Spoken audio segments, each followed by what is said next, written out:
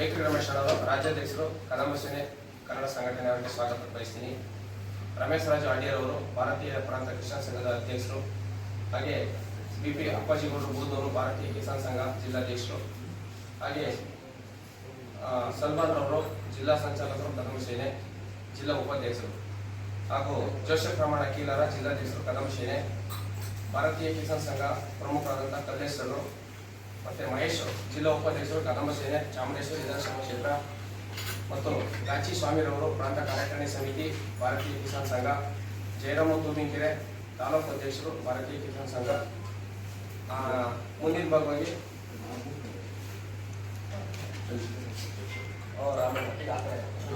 ಕರ್ನಾಟಕ ರಕ್ಷಣಾ ವೇದಿಕೆಯ ಮತ್ತೊಬ್ಬ ಪ್ರವರ್ತಕರಾದಂತಹ ರಾಮಣ್ಣ ಅವರಿಗೆ ಸ್ವಾಗತವನ್ನು ಕೊಡ್ತೀನಿ.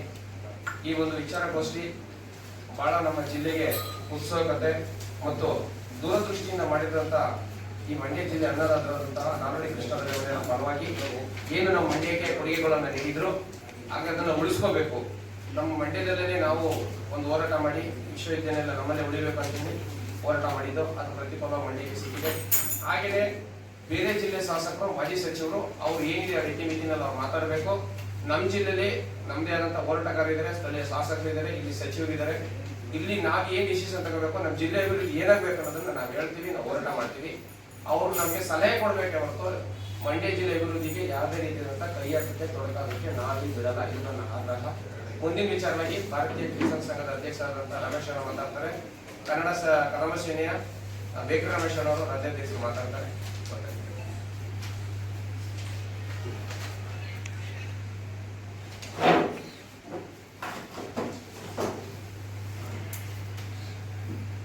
ಎಲ್ರಿಗೂ ನಮಸ್ಕಾರ.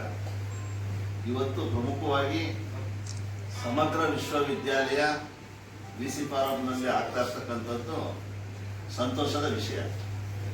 ಆದರೆ ಯಾವುದೇ ಒಂದು ಒಳ್ಳೆ ಕೆಲಸ ಆಗಬೇಕಾದ್ರೆ ವಿಘ್ನಗಳು ಬರ್ತವೆ ಅನ್ನೋ ಹಾಗೆ ಈಗ ಅದಕ್ಕೊಂದು ವಿಘ್ನ ಬಂದು ರಾಜ್ಯಪಾಲರ ಅಂಗಳದಲ್ಲಿ ಕೊನೆಯ ಒಂದು ಅಂಕಿತ ಹಾಕುವಂಥದ್ದು ಬಾಕಿ ಉಳಿದಿದೆ. ಮಿತ್ರರೇ, ಇವತ್ತು ಕೃಷಿ ವಿಶ್ವವಿದ್ಯಾಲಯ ಅವಶ್ಯಕತೆ, ಪ್ರತಿ ಜಿಲ್ಲೆಗೂ ಅವಶ್ಯಕತೆ ಕೃಷಿ ವಿಶ್ವವಿದ್ಯಾಲಯ. ಯಾಕೆ ನಾನು ಈ ಮಾತು ಹೇಳ್ತಾ ಇದ್ದೀನಿ ಅಂತ ಹೇಳಿದ್ರೆ, ಹಿಂದೆ ಕೃಷಿ ಅಂತಕ್ಕಂಥದ್ದು ಕೃಷಿ ಕುಟುಂಬದಲ್ಲಿ ಒಂದು ಮಗು ಜನ್ಮಿಸಿದಾಗ ಆ ಕೃಷಿ ಕುಟುಂಬದಲ್ಲಿ ತನ್ನ ತಂದೆ, ತಾಯಿ, ತಾತ, ಅಜ್ಜಿ ಏನ್ ಮಾಡ್ತಾ ಇದ್ದಾರೆ ಅದನ್ನ ನೋಡಿ ಕ್ಯೂರಿಯಾಸಿಟಿಗೆ ತಾನು ಮಾಡಿ ನೋಡ್ತಾ ಮಾಡ್ತಾ ಕೇಳ್ತಾ ನೋಡ್ತಾ ಮಾಡ್ತಾ ಕೇಳ್ತಾ ಕೃಷಿ ಆ ಹಿರಿಯರಿಂದ ಆ ಹೊಸ ಪೀಳಿಗೆಗೆ ಹಸ್ತಾಂತರ ಆಯ್ತಿತ್ತು.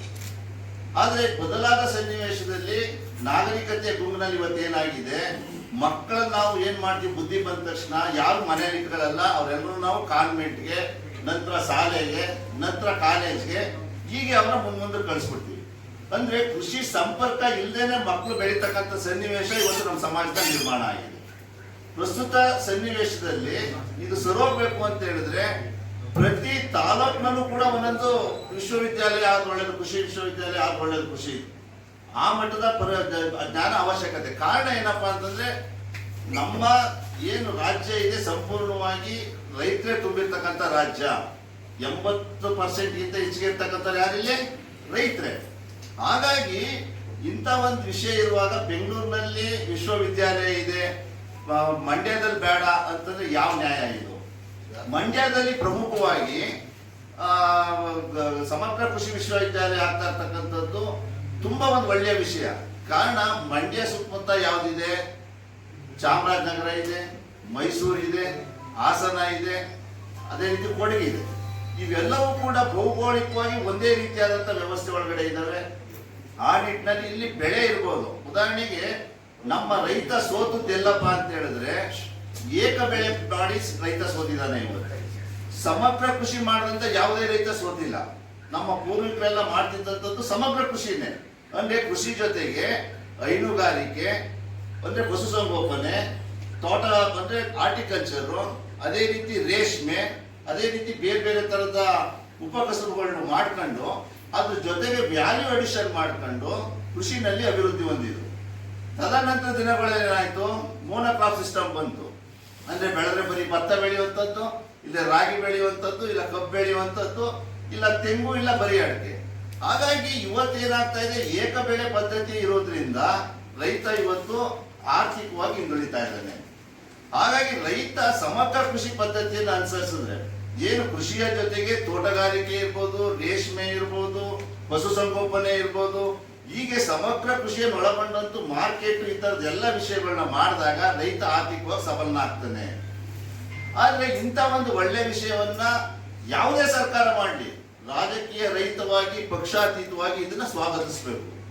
ಬದಲಿಗೆ ಏನಾಗ್ತಾ ಇದೆ, ನಮ್ಮಲ್ಲಿ ಬೇಡ, ಮೊನ್ನೆ ರೇವಣ್ಣವ್ರ ಮಾಜಿ ಸಚಿವರು ಮತ್ತೆ ಹಾಲಿ ಶಾಸಕರು ಏನ್ ಹೇಳ್ತಾ ಇದ್ದಾರೆ, ನಮ್ಮ ಇದನ್ನ ಮಂಡ್ಯಕ್ಕೆ ಸೇರಿಸಬೇಡಿ, ನಮ್ದು GKVK ನಲ್ಲೇ ಇರ್ಲಿ ಅನ್ನುವಂತ ಮಾತನ್ನ ಹೇಳ್ತಾ ಇದ್ದಾರೆ.